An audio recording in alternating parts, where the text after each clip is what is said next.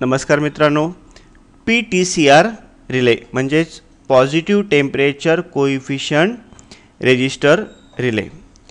PTCR relay is used with RSIR and CSIR compressor motor circuit for disconnecting the starting winding after motor attained 75% speed of its normal speed.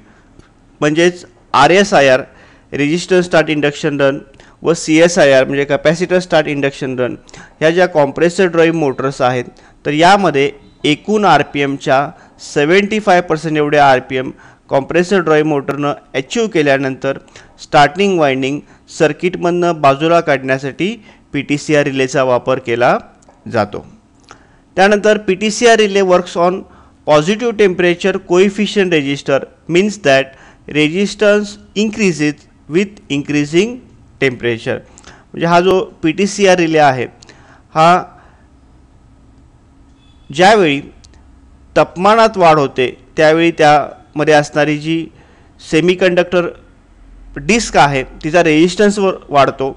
या प्रिन्सिपलवर हा PTCR relay काम करतो. त्यानंतर PTCR is connect series with the starting winding की PTCR रिलेमधली जी disk आहे ही connect करताना आपण काय करतो, ती स्टार्टिंग वाइंडिंगच्या सिरीजमध्ये कनेक्ट करतो. त्यानंतर PTCR made from a very pure conducting ceramic material. म्हणजे यामध्ये PTCR मध्ये जी आपण डिस्क वापरतो ती जी सेमीकंडक्टर मटेरियलपासून काय केलेली आहे, तयार केलेली आहे. त्यानंतर कनेक्शन ऑफ PTCR रिले. आता समोर आपल्याला आकृती दिसते, यामध्ये PTCR रिले जो आहे तो या प्रकारे आपण कनेक्ट करतो. आलेली जी फेज आहे जी लाल रंगाने दाखवलेली आहे ती काय होते, PTCR रिलेच्या एका टोकाला येते.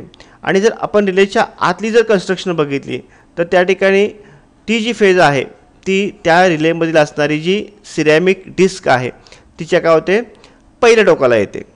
त्यानंतर त्याच टोकातनं ती जी फेज आहे ही जी लाल कलरची वायर दिसते ही कुठं गेले बघा, तर कॉम्प्रेसर मोटरच्या रनिंग जे टर्मिनल आहे त्या ठिकाणी गेलेले आहे.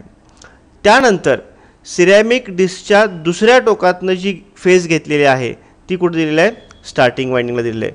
म्हणजेच या ठिकाणी रनिंगला येणारी जी फेज आहे ही डायरेक्ट दिलेली आहे आणि स्टार्टिंगला जाणारी जी फेज आहे ती सिरॅमिक डिस्कच्या मार्फत दिलेली आहे. म्हणजे थोडक्यात ती जी रिलेमधली जी सिरॅमिक डिस्क आहे ती त्या स्टार्टिंग वाइंडिंगच्या सिरीजमध्ये आहे. आणि त्यानंतर मग कॉम्प्रेसरचं कॉमन जे टर्मिनल आहे त्या टर्मिनलला OLP मार्फत मेन न्यूट्रलला काय केलेले असते, सप्लायला कनेक्ट केलेले असते. तर या पद्धतीनं हा जो कॉम्प्रेसर आहे त्या कॉम्प्रेसरमध्ये रिले या प्रकारे जोडला जातो. आता याचं पण वर्किंग बघूया. When the compressor motor starts current flow through with the thermistor and the starting winding. म्हणजे ज्यावेळी आपण कॉम्प्रेसर ड्राईव्ह मोटरला सप्लाय देतो किंवा थर्मोस्टॅट ऑन होतो त्यावेळी फेज जी आहे ती फेज काय होते, तर रिलेच्या पहिल्या टोकाला येते. आता या ठिकाणी रिलेच्या पहिल्या टोकाला म्हणजे त्या ठिकाणी ही जी डिस्क आहे ह्या डिस्कच्या पहिल्या टोकाला येते, म्हणजे इनपुटला येते म्हणू आपण. आता आलेली जी फेज आहे ती इनपुट आहे. इनपुटमधनं डायरेक्ट ती जी फेज आहे ती जाते रनिंग वाइंडिंगला आणि त्यानंतर त्या डिस्क मार्फत ती जी फेज आहे ती कुठं जाते, स्टार्टिंग वाइंडिंगला जाते. म्हणजे रनिंग वाइंडिंगला फेज सुरुवातीला मिळते, स्टार्टिंग वाइंडिंगला सुरुवातीला फेज मिळते आणि ह्या दोन्ही वाइंडिंगवर काय होतो, त्या ठिकाणी कॉम्प्रेसर जो आहे तो कॉम्प्रेसर ड्राईव्ह मोटर काय होते, स्टार्ट होते. त्यानंतर as current flow through the thermistor quickly hits up and it's resistance quickly increase in less than 1 second. की आलेली जी फेज आहे ती डायरेक्ट रनिंग वाइंडिंगला गेलेली आहे, त्या डिस्कमार्फत स्टार्टिंग वाइंडिंगला गेलेली आहे.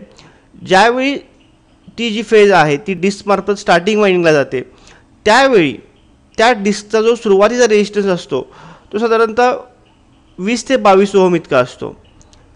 त्यानंतर त्यामधून करंट पास झाल्यामुळं ती जी डिस्क आहे ती हिटअप होते, गरम होते आणि रेजिस्टन्स वाढतो. आणि हा जो रेजिस्टन्स आहे हा एका सेकंदामध्ये जवळजवळ 10,000 ओहम इतका होतो. आणि 10,000 ओहम झाल्यामुळं त्यानंतर ती जी डिस्क आहे ती सुरुवातीला कंडक्टर होती, त्यानंतर काय झाली ती हळूहळू इन्सुलेटर होत गेली.